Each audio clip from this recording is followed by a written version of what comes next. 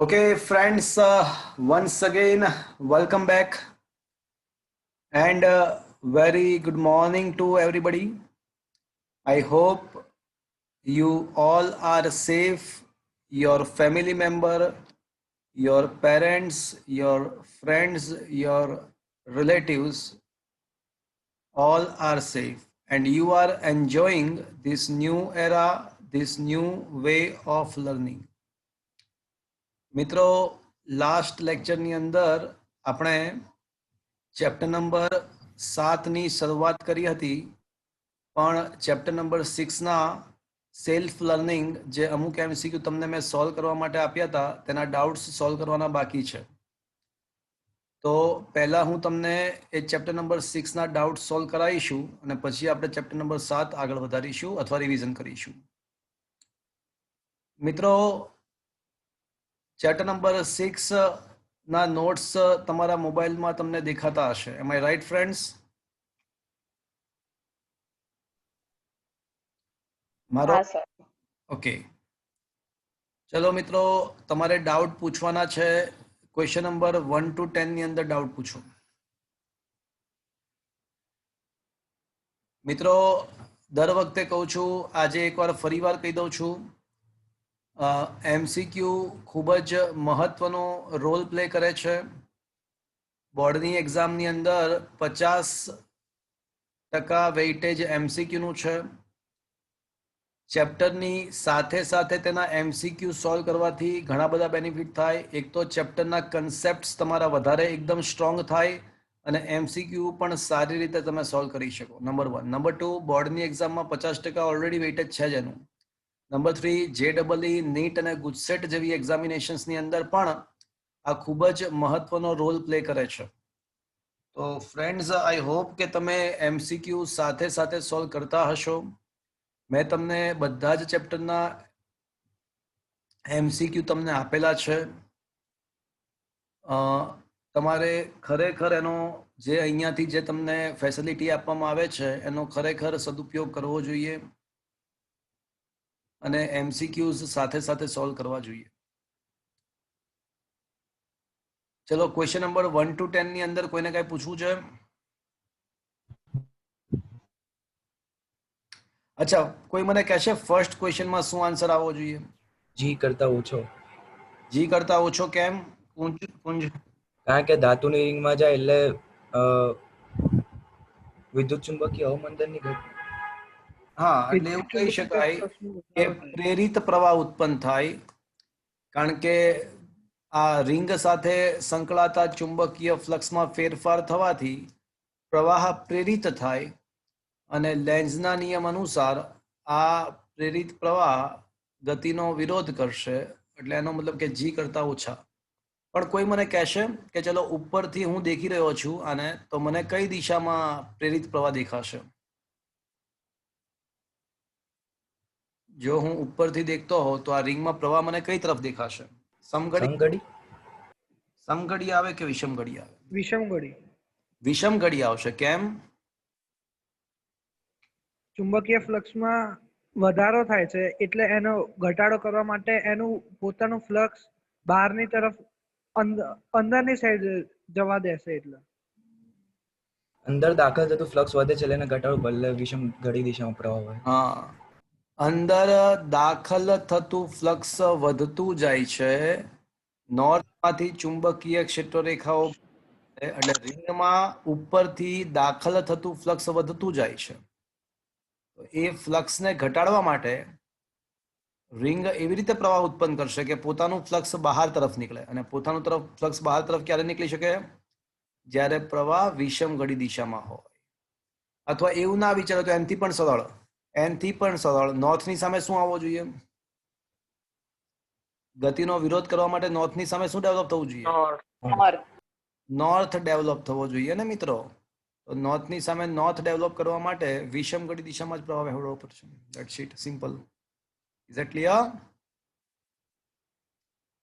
ચલો, second question દેખો મિત્રો. આ અમુક ક્વેશ્ચન સારા છે ને, હું કરાવું છું તમને. તમે લોકો ડાઉટ નથી પૂછતા, પણ I am going to tell you. Question number 2 આપણા ટેક્સ્ટ બુકની અંદર છે આ દાખલો, અને ગુજસેટ 2018માં પૂછાઈ પણ ગયો આ ક્વેશ્ચન કે આ તંત્રનું અન્ય પ્રેરકત્વ કોના સમપ્રમાણમાં છે. તો મિત્રો આપણને ખબર છે કે આત્મપ્રેરકત્વ કે અન્ય પ્રેરકત્વ શોધવાના 3 સ્ટેપ હતા. યાદ છે કયા 3 સ્ટેપ? સોલેનોઇડ વડે. ના, કોઈ પણ તંત્ર હોય ગમે તે, માત્ર સોલેનોઇડ નહીં, કોઈ પણ તંત્ર માટે સૌથી પહેલું કામ પહેલા બી શોધો. તો હું છે ને બહારના રિંગમાંથી પ્રવાહ પસાર કરી અને અંદરની રિંગ પર એટલે કે મોટી રિંગના કેન્દ્ર પર ચુંબકીય ક્ષેત્ર શોધીશું. સ્ટેપ 1 સૌથી પહેલા બી શોધો. પણ સર એવી રીતે તો સ્ટેપ 1 સૌથી પહેલા બી શોધ્યું. હવે સ્ટેપ 2 બીજું સ્ટેપ આત્મપ્રેરકત્વ કે અન્ય પ્રેરકત્વ શોધવાનું આ મેથડ જ છે. દર વખતે આપણે આ જ કરીએ છીએ. પહેલા બી શોધવાનું, પછી કુલ ફ્લક્સ ફાઈ. તો ફાઈ ઇઝ ઇક્વલ્સ ટુ એ બી બી અચળ હોય તો બી ડોટ એ અને અચળ ના હોય તો સંકલન બી ડોટ ડી એ. અહીંયા બી ડોટ એ અને કોસ થીટા કેટલો આવશે? તો મિત્રો આંગળીઓ પ્રવાહની દિશામાં રાખો તો અંગૂઠો બહાર આવશે એટલે ચુંબકીય ક્ષેત્ર રેખાઓ બહારની તરફ આવે છે એટલે સમતલને લંબ દિશામાં છે. તો what is the angle between the vector A and vector B? 0. ક્ષેત્રફળ તરીકે શું લઉં? તો કે ભાઈ તમે કોનું શોધી રહ્યા છો? તો કે ભાઈ we are finding the flux of the નાની લૂપ. તો પછી ક્ષેત્રફળ કોનું લેવું પડે? તો જેનું શોધી રહ્યા છો એનું, એટલે પાઈ સ્મોલ આર સ્ક્વેર અને બી ના બદલે μ0 I અપોન 2r. હવે તમારે અન્ય પ્રેરકત્વ શોધવું હોય તો બીજા ગુચલાનું ફ્લક્સ ભાગ્યા પ્રથમ ગુચલાનો પ્રવાહ કરો, 5/I કરો એટલે આન્સર આવશે μ0 પાઈ r સ્ક્વેર અપોન 2r. આ દાખલો હતો જ આપણા સિલેબસમાં, ટેક્સ્ટબુકમાં છે જ આ દાખલો. તો એમ ચલે જ શું આવશે મિત્રો? Small r square by capital R. Is that clear friends? આ બે દાખલો છે પણ ખરા. ચલો ક્વેશ્ચન નંબર 3 માં શું કરવાનું મિત્રો? મેં તમને કીધું હતું કે ઇન્ડક્ટર નું કેવી રીતે સોલ્વ કરવાનું? અવરોધની રીતે. એક્ઝેક્ટ અવરોધની રીતે જ સોલ્વ કરવાનું. ઇન્ડક્ટર નું એક્ઝેક્ટ અવરોધ પ્રમાણે, કેપેસિટર કરતા ઉલટું. એ બાબત તમને ઓલરેડી ખ્યાલ છે. મિત્રો ચોથો ક્વેશ્ચન એવો છે કે કોઇલમાં સંગ્રહ પામતી ઉર્જા. તો મિત્રો કોઇલ એટલે ગુચલું એટલે ઇન્ડક્ટર. મિત્રો કેપેસિટર તેની બે પ્લેટ વચ્ચેના વિદ્યુત ક્ષેત્રમાં ઉર્જાનો સંગ્રહ કરે છે. યાદ કરો ઉર્જા ઘનતા half epsilon naught E square. એટલે એ ઇલેક્ટ્રિક ફિલ્ડમાં ઉર્જાનો સંગ્રહ કરે છે. જ્યારે સોલેનોઇડ અથવા ગુચલું અથવા ઇન્ડક્ટર ની ઉર્જા ઘનતા b²/2 μ0. મતલબ કે ઇન્ડક્ટર કે ગુચલું તેના અંદર રહેલા ચુંબકીય ક્ષેત્રના ઉર્જાનો સંગ્રહ કરે છે. એટલે સોલેનોઇડ અથવા ગુચલું, ઇન્ડક્ટર તેના ચુંબકીય ક્ષેત્રમાં ઉર્જાનો સંગ્રહ કરે છે. જ્યારે કેપેસિટર વિદ્યુત ક્ષેત્રમાં ઉર્જાનો સંગ્રહ કરે છે. Is that clear friends? શું મિત્રો આ હા શું હોય ઓકે મિત્રો, સાતમા ક્વેશ્ચનમાં મિસ્ટેક છે. સાતમા ક્વેશ્ચનની અંદર મિસ્ટેક છે. ક્વેશ્ચનમાં છે ને અહીંયા 60 ડિગ્રી કરજો ને. તમારી પાસે જો નોટ્સ હોય તો અહીંયા આગળ 30 ના બદલે 60 ડિગ્રી કરી નાખજો ને. 2 સેન્ટીમીટર લંબાઈના ચોરસને સમક્ષિતિજ સપાટી પર મૂકેલ છે. એટલે ચોરસ જે છે ને એ સમક્ષિતિજ સપાટી પર મૂક્યું છે. તો આ ચોરસ લૂપને સમક્ષિતિજ રીતે ગોઠવેલી છે. જો દેખાય તમને મિત્રો? આ ચોરસ લૂપ સમક્ષિતિજ રીતે ગોઠવાયેલી છે. ધીસ ઇઝ ધ ચોરસ લૂપ, સમક્ષિતિજ રીતે ગોઠવાયેલી છે. હવે ચોરસને લંબ ઉર્ધ્વ દિશા સાથે, એટલે આ થઈ ગઈ ચોરસને લંબ ઉર્ધ્વ દિશા. ચોરસને લંબ ઉર્ધ્વ દિશા આ થઈ. તો ચોરસને લંબ ઉર્ધ્વ દિશા સાથે તો આ ઉર્ધ્વ દિશા થઈ. તો દિશા સાથે 60 ડિગ્રીના ખૂણે અંદરની દિશામાં 0.4 ટેસ્લાનું સમાન ચુંબકીય ક્ષેત્ર 60 ડિગ્રીના. એટલે ચુંબકીય ક્ષેત્ર એવું આપ્યું છે કે આ ઉર્ધ્વ દિશા સાથે 60 ડિગ્રી ખૂણે અંદર તરફ દાખલ થાય છે. તો ચુંબકીય ક્ષેત્ર આ રીતે 60 ડિગ્રીના ખૂણે આ રીતે દાખલ થયેલું છે.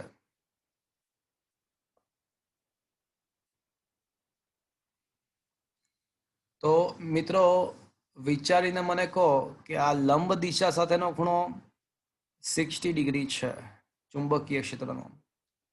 તો મિત્રો વેક્ટર એ એટલે ગુચલાના સમતલને લંબ. ગુચલાના સમતલને લંબ દિશા એ આપણો ક્ષેત્રફળ સદિશ છે. તો this one is a vector A. ક્ષેત્રફળ સદિશ ઉપર પણ બતાવી શકો, નીચે પણ બતાવી શકો. તો વેક્ટર એ અને વેક્ટર બી વચ્ચેનો ખૂણો કેટલો આવશે મિત્રો? વેક્ટર એ અને વેક્ટર બી વચ્ચેનો ખૂણો કેટલો આવશે? 60 જ આવશે. કારણ કે અહીંયા ખૂણો બનશે એ જ ખૂણો અહીંયા બનશે. હા કે ના?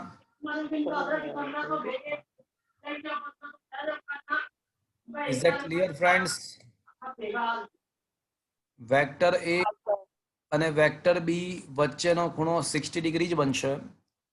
તો ફ્લક્સ ઇઝ ઇક્વલ્સ ટુ આપણને ખબર છે કે B dot A is equals to B A cos theta.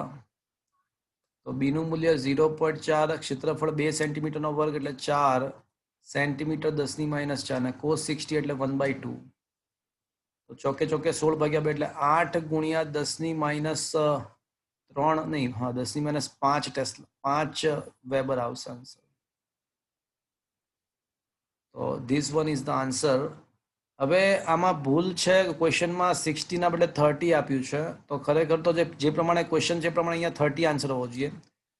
અથવા એવું કરવું પડે, 30 જો તમારે રાખવો હોય, ક્વેશ્ચનમાં 30 જ રાખવું હોય તો પછી આ ચોરસને લંબ દિશા ના આપવી જોઈએ. તો ભાઈ ચોરસ સાથેનો ખૂણો ચુંબકીય ક્ષેત્રમાં આપી દેવો પડે. જો તમારે 30 જ રાખવું હોય તો પછી આ ચોરસ સાથે જ ચોરસના સમતલ સાથે તો લંબ ઉર્ધ્વ દિશાના બદલે સમતલ સાથેનો ખૂણો 30 આપવો પડે. તો ચોરસના સમતલ સાથેનો ખૂણો એટલે આ ચોરસનું સમતલ થયું. તો એના સાથેનો ખૂણો 30 ડિગ્રી તમને આપી દો તો સેટ થઈ જાય. જો તો સમતલ ઉર્ધ્વ દિશા સાથે નહીં, સમતલ સાથેનો ખૂણો, ચોરસના સમતલ સાથેનો ખૂણો 30 ડિગ્રી આપવો પડે. તો એના ક્ષેત્રફળ સદિશ સાથેનો ખૂણો ઓટોમેટિકલી 60 થઈ જશે. Is that clear? એટલે કંઈક તો મિસ્ટેક છે ક્વેશ્ચનમાં. કાં તો ખૂણો 60 કરી નાખો અને કાં તો અહીંયા લંબ સાથેના બદલે સમતલ ચોરસના સમતલ સાથેનો ખૂણો 30 કરો. બેમાંથી એક વસ્તુ કરો, બંને ના કરતા. Is that clear friends? Mistake છે. સમજમાં આવ્યું હું શું કહું છું? મારો અવાજ આવે છે મિત્રો? હા સર. ઓકે, ચલો ક્વેશ્ચન નંબર 9 દેખો. ટોરોઇડમાં સંગ્રહ પામતી ઉર્જા શોધવાની છે. ચલો કોઈ મને કહેશે ટોરોઇડ અથવા કોઈ ચુંબકીય વસ્તુ હોય તો એમાં સંગ્રહ પામતી ઉર્જા મારે શોધવી છે. તો કોઈ કહેશે મને સંગ્રહ પામતી ઉર્જાનું સૂત્ર શું છે? બોલો, anybody? half Li square. Okay, half Li square. Solenoid નું આત્મપ્રેરકત્વનું જે સૂત્ર છે ને એ જ સૂત્ર ટોરોઇડ માટે પણ લગાડી શકાય. સોલેનોઇડ માટે જે આત્મપ્રેરકત્વનું સૂત્ર છે એ જ ટોરોઇડ માટે પણ લગાડી શકાશે. μ0 n² × Al. કેપિટલ n ને સ્મોલ n ને કેપિટલ N/L લખી નાખો તો આવું પણ લખાય. તો મિત્રો ઘણી જગ્યાએ તમે આત્મપ્રેરકત્વ μ0 કેપિટલ n² A/L ભાળી જાઓ ને તો ગભરાવું નહીં. આ પણ આત્મપ્રેરકત્વનું જ સૂત્ર છે.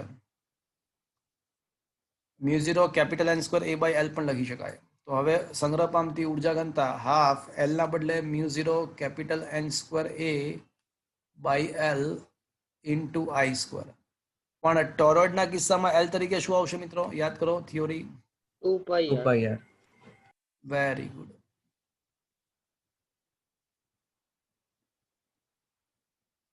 તો 2 દુ 4 છે કોઈ 4 પાઈ આર વાળો option? Yes, option number D is the right choice. Mu 0 n square a I square upon 4 pi R.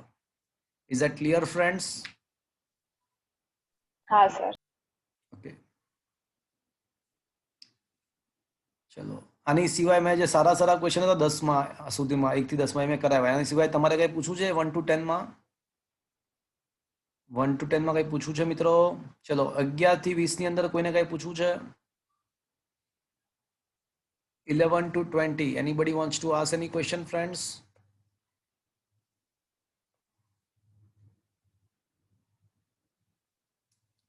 Anybody wants to ask any question? Sir હા બોલો. 17. 17.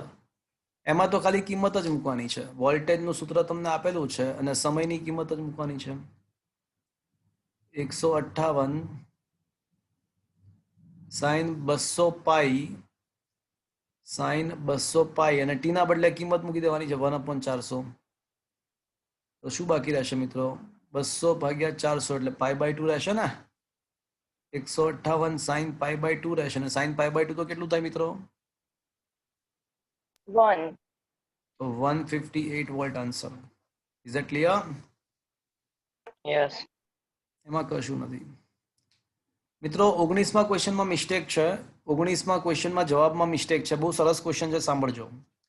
એલ લંબાઈનો સળિયો બી તીવ્રતાવાળા સમાન ચુંબકીય ક્ષેત્રમાં વી વેગથી ગતિ કરે છે.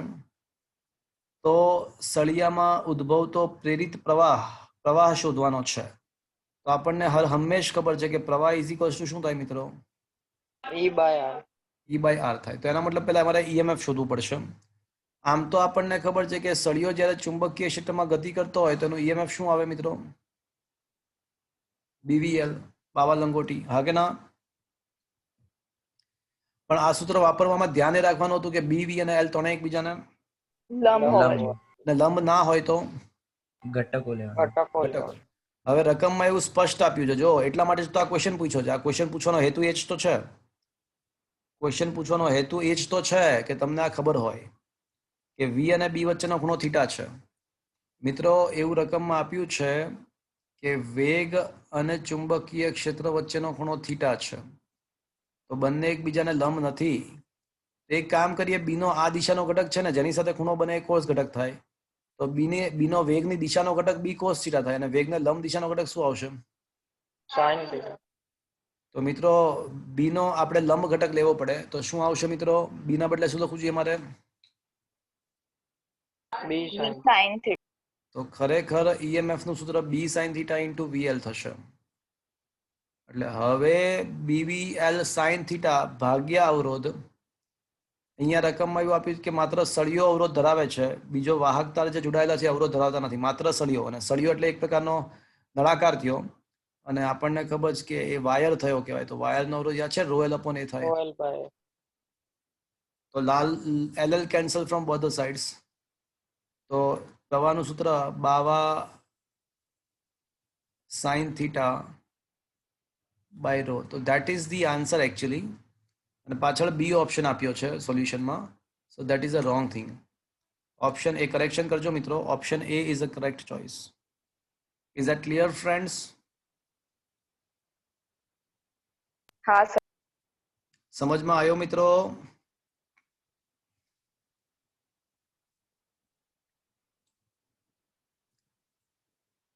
ચલો, up to 20. Anybody wants to ask any question up to 20? ચલો, અપ ટુ 30. 30 ક્વેશ્ચન સુધીમાં કોઈને કઈ પૂછવું છે?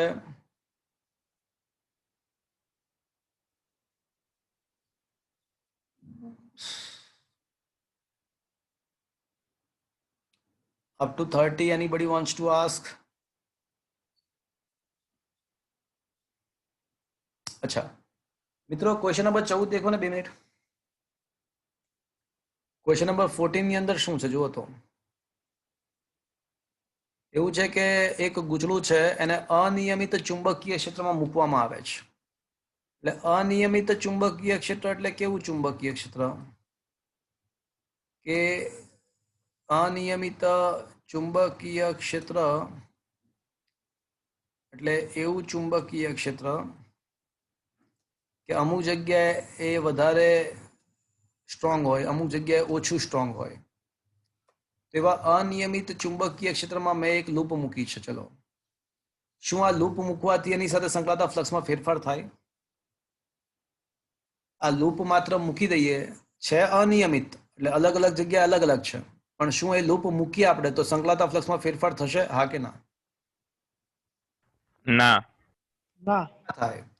ખાલી મૂકવાથી કશું ના થાય, કારણ કે જે જગ્યાએ જે ફ્લક્સ છે તો યથાવત છે ને, સમય સાથે નથી બદલાતું મિત્રો. હા, એવું આપ્યું હોત ને અનિયમિતના બદલે કે સમય સાથે બદલાતું જતું ચુંબકીય ક્ષેત્ર, સમય સાથે બદલાતું જતું ચુંબકીય ક્ષેત્ર આપ્યું હોત તો 100% એવું થાત કે ભાઈ આ ચુંબકીય ક્ષેત્ર સમય સાથે બદલાતું હોય તો ફ્લક્સમાં ફેરફાર થયા રાખે. પણ અહીંયા અનિયમિતનો મતલબ એવું સમજવાનું તમારે કે સ્થાન સાથે, સમય સાથે નહીં. તો આમાં મૂકવાથી કશું ના થાય. પણ હા, જો આમાં ગતિ કરાવી હોત તો, આવા અનિયમિત ચુંબકીય ક્ષેત્રમાં ગતિ કરાવીએ આપણે તો શું થાય? ફ્લક્સમાં ફેરફાર થાય. તો પછી અલગ અલગ તબક્કે અલગ અલગ ફ્લક્સ સંકળાશે ગતિ દરમિયાન, તો ફ્લક્સમાં ફેરફાર થાય. અને માત્ર મિત્રો એટલે ઇન શોર્ટ આમાં મૂકવાથી કશું નહીં થાય, એટલે આમાં ઈએમએફ ઉત્પન્ન નહીં થાય, પ્રવાહ ઉત્પન્ન નહીં થાય. એટલે આન્સર આવશે ફર્સ્ટ ઓપ્શન સાચો આવશે. પણ માની લો કે અનિયમિત ચુંબકીય ક્ષેત્રમાં ગતિ કરાવીએ છીએ તો ઈએમએફ ઉત્પન્ન થાય. અને માની લો કે હારે હારે સમય સાથે પણ બદલાય છે તો એને કારણે પણ ઈએમએફ ઉત્પન્ન થાય. તો યાદ કરો, સ્વાધ્યાયનો 12મો દાખલો એ જ તો હતો. સ્વાધ્યાયના 12મા દાખલામાં એ જ હતું કે સમય સાથે પણ ચુંબકીય ક્ષેત્ર બદલાતું હતું અને અનિયમિત પણ હતું. એટલે વેગ જો ગતિ કરાવીએ તો સ્થાન સાથે પણ બદલાતું હતું. તો યાદ કરો, સ્વાધ્યાયના 12મા દાખલામાં આપણે એ જ કર્યું હતું. ચોરસ લૂપને આપણે ગતિ કરાવી હતી, તો ગતિ દરમિયાન પણ ઈએમએફ ઉત્પન્ન થાય કારણ કે અનિયમિત છે, અને સમય સાથે બદલાતું હતું એટલે એને કારણે પણ ઈએમએફ ઉત્પન્ન થાય. અને પછી બંને રીતે ઈએમએફ જે ઉત્પન્ન થયો એનો સરવાળો કર્યો હતો. યાદ આવે છે મિત્રો કાંઈ? હા સર. હા.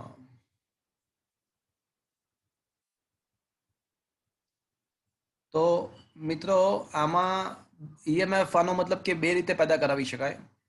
કાં તો અનિયમિત ચુંબકીય ક્ષેત્રમાં ગતિ કરાવીને, અને કાં તો ગૂંચળું ફિક્સ રાખો પણ ચુંબકીય ક્ષેત્રમાં જ સમય સાથે ફેરફાર કરો.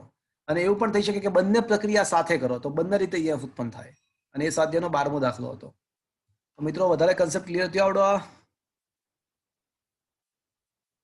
Is it okay? હા સર. ઓકે, ચલો up two 30 question. Question number 30 સુધી કોઈને કઈ પૂછવું છે?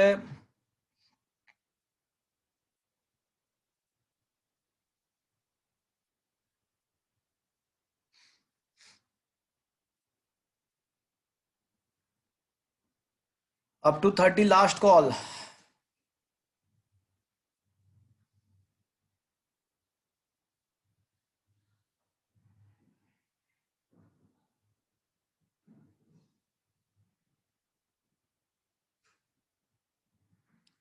Okay, up to 40.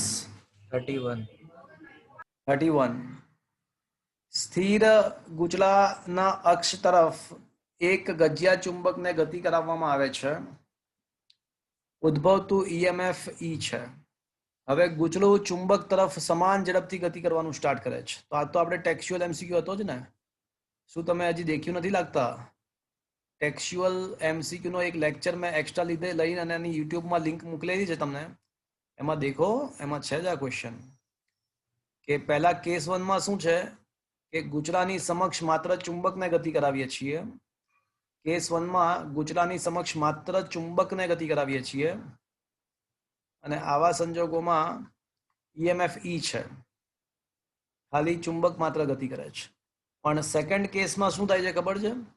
સેકન્ડ કેસમાં ચુંબક અને ગૂંચળું બંને સામે સામે ગતિ કરે છે. ગૂંચળાને પણ ચુંબક તરફ ગતિ કરાવવું છે તો સાપેક્ષ વેગ બમણો થઈ જશે કારણ કે સમાન વેગથી ગતિ કરાવું છું. તો પહેલા કેસમાં ખાલી સાપેક્ષ વેગ v હતો, પણ હવે સાપેક્ષ વેગ કેટલો થઈ જશે વિચારો તો મિત્રો. ટ્રેન તમારી સામે આવતી હોય તમારા જેટલા જ વેગથી, તો તમને કેટલા વેગથી આવતી ભાસશે? એના કરતા ડબલ વેગથી. તો સાપેક્ષ વેગ બમણો થઈ ગયો, તો આ ગૂંચળા સાથે સંકળાતા ફ્લક્સનો ફેરફારનો દર પણ ડબલ થઈ જશે કારણ કે હવે ચુંબકની સાથે ગૂંચળું પણ ચુંબક તરફ જ ગતિ કરે છે. તો ગૂંચળા સાથે સંકળાતા ફ્લક્સના ફેરફારનો દર પણ બમણો થઈ જાય તો ઈએમએફ પણ બમણું થઈ જશે. Is that clear? હા. પણ જો એવું આપ્યું હોત કે ચુંબક તરફના બદલે ચુંબક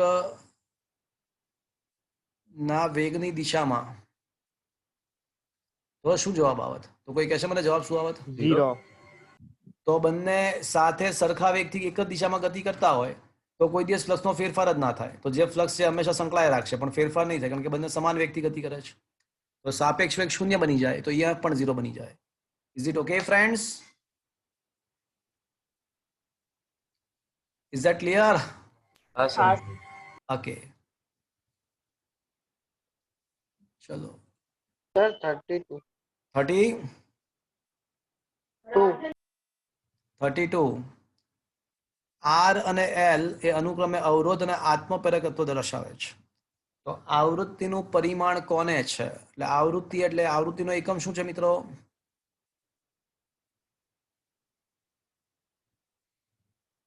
સેકન્ડ ઇનવર્સ. સેકન્ડ ઇન્વર્સ છે. 1 હર્ટ્ઝ એટલે સેકન્ડ ઇન્વર્સ. તો હવે તમારે એક પછી એક જોવાનું કે કયા કિસ્સામાં સેકન્ડ ઇન્વર્સ આવી જાય. તો એક કામ કરીએ, પહેલા આર બાય એલ નો ટ્રાય કરીએ. ચલો, આર નો એકમ શું છે મિત્રો? ઓહમ. ઓહમ એટલે can I say ohm. Ampere? હા કે ના? ચલો, આત્મપ્રેરકત્વનો એકમ શું છે? Henry. હેનરી. હેનરી એટલે શું લખી શકાય? 5/I એટલે weber upon ampere. Ampere cancel, તો આ થઈ જશે વોલ્ટ અપોન વેબર. પણ તમે યાદ કરો, ચુંબકીય ફ્લક્સનો એક એકમ વોલ્ટ ઇન્ટુ સેકન્ડ પણ હતો. ઇલેક્ટ્રિક ફ્લક્સનો એકમ વોલ્ટ ઇન્ટુ મીટર, અને ચુંબકીય ફ્લક્સનો એકમ વોલ્ટ ઇન્ટુ સેકન્ડ પણ થાય. તો ચુંબકીય ફ્લક્સનો એકમ વોલ્ટ ઇન્ટુ સેકન્ડ થઈ શકે છે. તો મિત્રો વોલ્ટ ઇન્ટુ સેકન્ડ કરો તો 1/સેકન્ડ. તો આપણા નસીબ સારા કે પહેલા જ કેસમાં આન્સર આવી ગયો. તો જવાબ આવશે R/L. બાકી તમારે બધા જ કેસ સોલ્વ કરવા પડે. Is it clear mister Pandey? હા sir. ઓકે, ચલો અપ ટુ 40.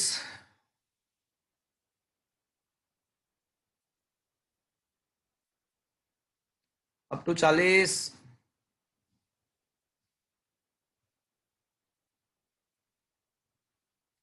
अच्छा, 38th क्वेश्चन पर आओ मित्रों.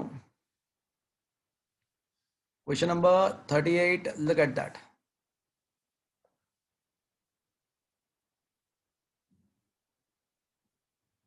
ફ્લક્સનું સૂત્ર આપણને આપ્યું છે t² + 3t - 7. તો EMF વર્સિસ સમયનો આલેખ. મિત્રો જ્યારે જ્યારે આ ટાઈપના ક્વેશ્ચન હોય ને ત્યારે EMF નું જે સૂત્ર માઇનસ લખીને જ કરવાનું હંમેશા. ઘણીવાર છે ને તમને ઓપ્શનમાં પ્લસ અને માઇનસ બંને આપ્યા હશે. તો જ્યારે જ્યારે ઓપ્શનમાં પ્લસ અને માઇનસ બંને આપ્યા હોય ને ત્યારે હંમેશા -dϕ/dt થી શરૂઆત કરવાની, પ્લસ નહીં લખવાનું, માઇનસ થી જ શરૂઆત કરવાની, અને પછી જે આવે એ જ આન્સર લખવાનો. તો મિત્રો આનું વિકલન કરીએ આપણે t² + 3t + -7 નું. તો t² નું શું થશે મિત્રો? 2t +3 રહેશે અને +0, એટલે આ થઈ જશે EMF બરાબર -2t -3. તો આ તો કોના જેવું થયું? y બરાબર mx + c જેવું થયું. તો મિત્રો પહેલી વાત કે આલેખ સુરેખા તો આવશે, અને બીજી વાત ઉગમ બિંદુમાંથી પસાર પણ નહીં થાય. ઋણ અંતઃખંડમાં સુરેખા. હા, ઉગમ બિંદુમાંથી પસાર પણ નહીં થાય, કારણ કે C છે. એટલે કયા કયા ઓપ્શન કેન્સલ થશે? પરવલય તો નહીં આવી શકે એટલે એ કેન્સલ, અને ઉગમ બિંદુમાંથી પસાર થતી રેખા પણ કેન્સલ. એટલે કાં તો ધન અંતઃખંડ વાળી રેખા ને કાં તો ઋણ અંતઃખંડ. તો એક કામ કરો, સમય શૂન્ય મૂકી દો આમાં. તો સમય શૂન્ય મૂકો તો અહીંયા નેગેટિવ આવે છે કે પોઝિટિવ આવે છે? નેગેટિવ. નેગેટિવ આવે છે. મતલબ શું થયો કે ધન અંતઃખંડ મળ્યો કહેવાય કે ઋણ અંતઃખંડ મળ્યો કહેવાય? ઋણ અંતઃખંડ. તો જ્યારે સમય શૂન્ય ત્યારે EMF નેગેટિવ સમથિંગ છે, એટલે ઋણ અંતઃખંડ વાળી સુરેખા આવશે, અને ઢાળ નેગેટિવ છે મિત્રો, એટલે ઉતરતી રેખા આવશે. ઢાળ પણ નેગેટિવ છે, એટલે આલેખ આવો આવશે. Is it clear to you friends?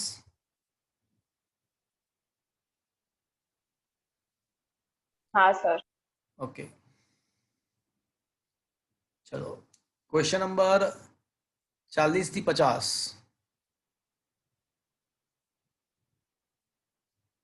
40 થી 50.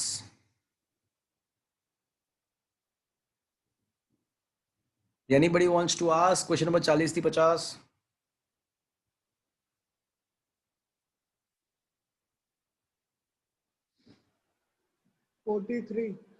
Question number 43. Okay. મિત્રો, બે ગૂંચળાના તંત્રનું અન્ય પ્રેરકત્વ 6 બાબત પર આધારિત છે.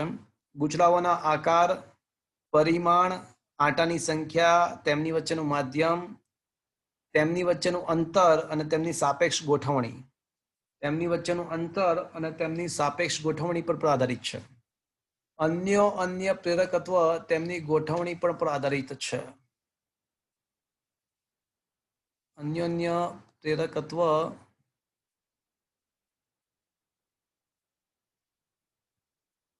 ગોઠવણી પર પણ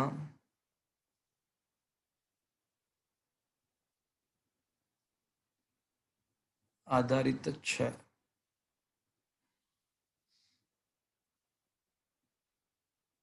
હવે આમાં એવું છે મિત્રો કે અન્ય પ્રેરકત્વ એટલે શું? તો આમ તો બેઝિકલી એવું છે કે બીજા ગૂંચળાનું ફ્લક્સ ભાગ્યા બીજા ગૂંચળાનું કુલ ફ્લક્સ ભાગ્યા પ્રથમ ગૂંચળાનો કુલ પ્રવાહ.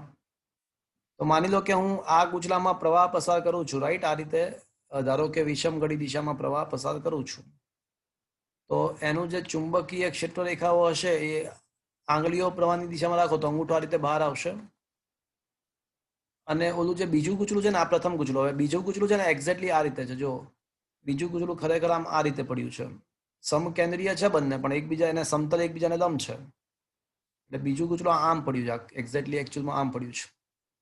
તો બંને ગૂંચળાઓ સમકેન્દ્રીય છે, પણ તમે જોઈ શકો છો કે એમના સમતલ એકબીજાને લંબ છે. તો કોઈ મને કહેશે આનો ક્ષેત્રફળ સદિશ કઈ દિશામાં આવશે? તો can I say this will be the direction of vector A? હા કે ના? અંદરના ગૂંચળાનો ક્ષેત્રફળ સદિશ તમને સમજમાં આવ્યો મિત્રો? અંદરનું ગૂંચળું હા સર. કઈ રીતે ગોઠવણી છે ખ્યાલ આવ્યો? ખરેખર તો એની ગોઠવણી આમાં થોડી બરાબર નથી, પણ એ આ રીતે છે, આમ છે. ઓકે, તો એનો ક્ષેત્રફળ સદિશ છે ને એને લંબ દિશામાં, એટલે આમ આવશે. તો what is the angle between the vector A and vector B? B તો આ રીતે બહાર આવતી દિશામાં છે, તો એ અને બી વચ્ચેનો ખૂણો કેટલો આવશે? 90. 90. તો બીજા ગૂંચળા સાથે સંલગ્ન ફ્લક્સ કેટલો આવશે? 0. 0. તો અહીંયા ફ્લક્સ 0 મૂકી દો તો આન્સર શું આવશે? 0 આવશે. સર 90 કઈ રીતે આવશે? અરે, ચુંબકીય ફ્લક્સ નું સૂત્ર શું છે પહેલા મને એ કહો. હા એ પણ સર નહીં, પેલો હા, થીટા જો થીટા કોની વચ્ચેનો ખૂણો છે? એ અને બી. અચ્છા, ગૂંચળા એકનું બી લેવાનું. આપણે છે ને અન્ય પ્રેરકત્વ શોધીએ છીએ. એટલે ચુંબકીય ક્ષેત્ર કોનું લેવાનું? તો કે ભાઈ ગૂંચળા એકનું. તો ગૂંચળા એકમાં જો પ્રવાહ આ રીતે વિષમ ઘડી દિશામાં પ્રવાહ પસાર કર્યો, તો ચુંબકીય ક્ષેત્ર આ રીતે ઝેડ દિશામાં આવશે. એ ખબર પડ્યો? હા પડી. હવે અંદરનું જે ગૂંચળું છે કઈ રીતે પડ્યું છે? એવી રીતે પડ્યું છે કે બંને ગૂંચળાઓના સમતલ પરસ્પર લંબ હોય. એટલે અંદરનું જે ગૂંચળું છે એનું સમતલ છે ને તમને જે દેખાય છે એવું નથી, પણ એ આ રીતે છે. આમ સમજ્યા તમે? ગૂંચળું આ રીતે પડ્યું છે અંદરનું. Is that clear to you? હા સર. તો આનો ક્ષેત્રફળ સદિશ કઈ આવશે? ક્ષેત્રફળ સદિશ લંબ દિશા.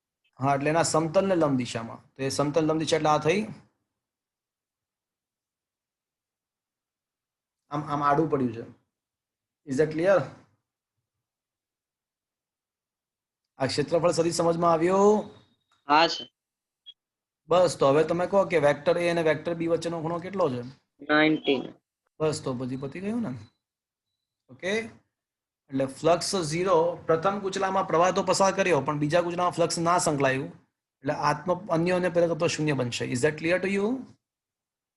હા સર. ચલો, ગોઠવણી પર પણ આધારિત છે એકચ્યુઅલમાં, એના ઉપરથી આ ક્લિયર થયું. ચલો હવે મિત્રો અપ ટુ 50 લાસ્ટ કોલ. ચલો અપ ટુ 57. સર 52. 52. 52 ને વધારે સારી રીતે સમજવા માટે 52 ને વધારે સારી રીતે સમજવા માટે હું આખો ગૂંચલાના બદલે હું ખાલી માત્ર એક જ રિંગ લઉં છું. એક જ રિંગ લઈ અને વિચારીશું અને પહેલા ચુંબકને રિંગમાં દાખલ કરીશું અને પછી ચુંબકને રિંગમાંથી બહાર કાઢીશું. એટલે 52 ને વધારે સારી રીતે સમજવા માટે આપણે એક જ રિંગ લઈશું, પહેલા ચુંબકને રિંગમાં દાખલ કરીશું અને પછી એમાંથી બહાર કાઢીશું અને દેખીશું કે બંને વખતે શું થાય છે. ચલો હવે મારી પાસે એક ચુંબક છે મિત્રો, એનો નોર્થ પોલ હું રિંગ તરફ રાખી અને એના તરફ ગતિ કરાવું છું. તો મિત્રો તો આ તરફથી દેખો, તમે જે તરફથી ચુંબક છે તરફથી દેખો તો એ તરફથી આ રિંગમાં કયો પોલ પ્રોડ્યુસ થશે? નોર્થ. નોર્થની સામે નોર્થ અને નોર્થની સામે નોર્થ અને બીજો જે સામેની બીજો ઓપોઝિટ સાઈડ જે છે એવડો એ સાઉથ હશે. તો આ નોર્થની સામે નોર્થ લાવવા માટે ચુંબકીય ક્ષેત્ર આમ બહારની દિશામાં નીકળવું પડે, આ રીતે બહાર તરફ કાઢવું પડે તો જ એને નોર્થ કહી શકાય. તો વિદ્યુત પ્રવાહ આ રીતે વહેવો પડે. ચલો એટલે કેસ 1 માં પ્રવાહ આ રીતે વહેશે. શું આ સમજમાં આવ્યું? હા સર. ચલો આ સમજમાં આંગળીઓ પ્રવાહી દિશામાં રાખો તો અંગૂઠો આ રીતે લેફ્ટ હેન્ડ સાઈડ જશે. જો ખબર પડ્યું તમને? હવે કેસ નંબર 2. હવે હું જે રિંગ છે ને ફરીવાર ગોઠવીશ, પણ હવેના કિસ્સામાં હું શું કરીશ? ચુંબકને એનાથી દૂર લઈ જઈશ. ચુંબકને રિંગથી દૂર તરફ લઈ જઈશ. એનું એ જ ચુંબક હવે દૂર જઈ રહ્યું છે. ચુંબકનો જે જમણી બાજુનો જે ધ્રુવ હતો એ આપણને ખબર છે કે નોર્થ ધ્રુવ હતો અને ડાબી બાજુનો ધ્રુવ સાઉથ, પણ હવે દૂર જઈ રહ્યું છે. તો હવે ઓલું પ્રેરિત પ્રવાહને શું કરવાનો ટ્રાય કરશે? એની ગતિનો વિરોધ કરવા માટે એને આકર્ષવાનો પ્રયત્ન કરશે કે અપાકર્ષણનો પ્રયત્ન કરશે? ગતિનો વિરોધ કરવો જ તો આકર્ષવાનો. તો અહીંયા સાઉથની તરફની બાજુમાં અહીંયા શું આવશે? નોર્થ. હવે નોર્થ અહીંયા અને સાઉથ અહીંયા આવશે મિત્રો. જુઓ તો એટલે પહેલા જે સિચ્યુએશન હતી એના કરતા ઉલટી સિચ્યુએશન. ઉલટાઈ ગયું. એટલે હવે જે આનું રિંગનું જે ચુંબકીય ફ્લક્સ છે એ અહીંથી બહાર નીકળશે અને અહીંથી બહાર નીકળવા માટે પ્રવાહની દિશા મારે આ રીતે રાખવી પડશે. જુઓ એટલે પહેલા કિસ્સામાં જે પ્રવાહ વહેતો હતો એના બદલે હવે પ્રવાહની દિશા ઉલટાઈ જાય છે મિત્રો. એટલે ચુંબક જ્યારે રિંગમાં દાખલ થાય અને બહાર નીકળે એ બંને કિસ્સાનો વિચાર કર્યો તો એ બંને કિસ્સામાં પ્રવાહની દિશા ઉલટાઈ જાય છે. એટલે ઈએમએફની દિશા પણ ઉલટાઈ જાય. એટલે એક કિસ્સામાં ઈએમએફ ધન કહીએ તો બીજા કિસ્સામાં ઈએમએફ ઋણ કહેવું પડે. તો ઈએમએફની દિશા ઉલટાઈ છે. એક કિસ્સામાં ધન તો બીજા કિસ્સામાં ઋણ. ઇન શોર્ટ ધન અને ઋણ બંને સંભાવનાઓ સાથે આવે છે. તો હા, 4 માંથી એવો કયો ઓપ્શન છે કે જેમાં ઈએમએફ ધન પણ હોય અડધા પાર્ટમાં અને અડધા પાર્ટમાં ઋણ પણ હોય? તો બોલો ઓપ્શન કયો આવશે મિત્રો? B. B is the right choice, કારણ કે એમાં ઋણ પણ છે અને ધન પણ છે. શું મિત્રો આ સમજમાં આવ્યું? હા સર. એક કોમ્પિટિટિવ એક્ઝામિનેશન્સની અંદર એવો ક્વેશ્ચન હતો કે રિંગમાંથી ચુંબક દાખલે કરવાનું હતું અને પછી પાછું પણ લાવવાનું હતું. એટલે કંઈક આવો ઘટના હતી. એટલે ચુંબકને છે ને આમ દાખલ કરી અને પાછું પણ લાવવાનું હતું, આખું પતાવવાનું હતું. અને હવે આલેખ પૂછ્યો તો ચુંબકને રિંગમાંથી દાખલ કરી અને પાછું પણ લાવી દેવાનું હતું. આવો ક્વેશ્ચન હતો. તો એવા સંજોગોમાં તમે આલેખ દોરો ને મિત્રો તો શું થાય ખબર છે? એવા સંજોગોમાં તમે આલેખ દોરો તો તમને આવો મળે. ના ના ના ના, અડધો પાર્ટ તો એનો એ જ થશે ને. અડધો પાર્ટ તો એનો એ જ થશે, હમણાં જે કર્યું તે જ. અને પાછા ફરતી વખતે શું થાય ખબર છે? પાછા ફરતી વખતે વળી પાછી આ સાયકલ મળે. એટલે 2 વખત સાયકલ મળે. દાખલ થઈ અને એક અંત્ય બિંદુએથી બીજા અંત્ય બિંદુએ પહોંચે તો આપણે જે કર્યું એ જ આવશે. આપણે જે કર્યું એ જ આવશે. અને ઉપરાંત પાછા ફરતી વખતે એક્ઝેક્ટલી ઉલટી ઘટના થાય. એટલે પ્લસ માઇનસ માઇનસ પ્લસ ફરીવાર માઇનસ પ્લસ થશે પાછા ફરતી વખતે. તો મિત્રો આખી 2 સાયકલ મળે. એટલે આમ ચુંબકની એક સાયકલ પતે, પણ પ્રેરિત EMF ની 2 સાયકલ પતી જાય. સમજ્યા મિત્રો? હા હા sir. Sir. Think about it. Okay. ચલો અપ ટુ 57 લાસ્ટ કોલ. તો ફ્રેન્ડ્સ ચેપ્ટર નંબર 6 ના MCQs અહીંયા આગળ આપણે ફિનિશ્ડ કરી રહ્યા છીએ મિત્રો. હવે હું 7મું ચેપ્ટર સ્ટાર્ટ કરી રહ્યો છું. તો આ અત્યારે અહીંયા અટકાવું છું ચેપ્ટર નંબર 6.